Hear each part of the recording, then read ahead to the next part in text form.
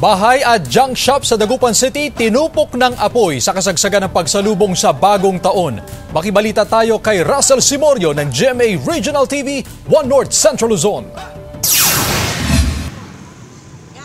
Ang saya at pananabik para sa pagpasok ng taong 2024, napalitan ng panlulumo ng isang mag-anak sa Barangay Mayombo, Dagupan City.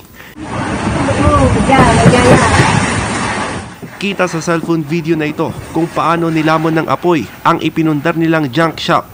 Sa bilis ng pagkalat ng apoy, nadamay pa ang kanilang 2 palapag na bahay.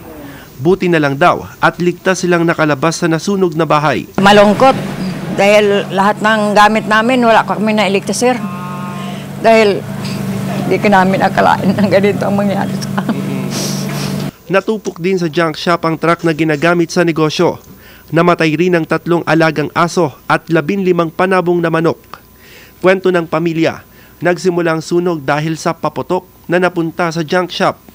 Yung parang fetus daw dito sa likod. Kaya nasunog yung laman niyan. Mga bata daw sabi ng mga nakakita. May mga initial interview na kami with the owner and yung pong eyewitness po natin sa fire incident.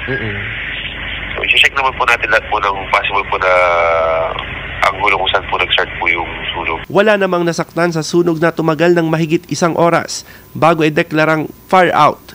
Inaalam pang kabuang halaga ng danyo sa sunog. Mula sa GMA Regional TV 1 North Central Luzon, Russell Simorio nagbabalita para sa GMA Integrated News.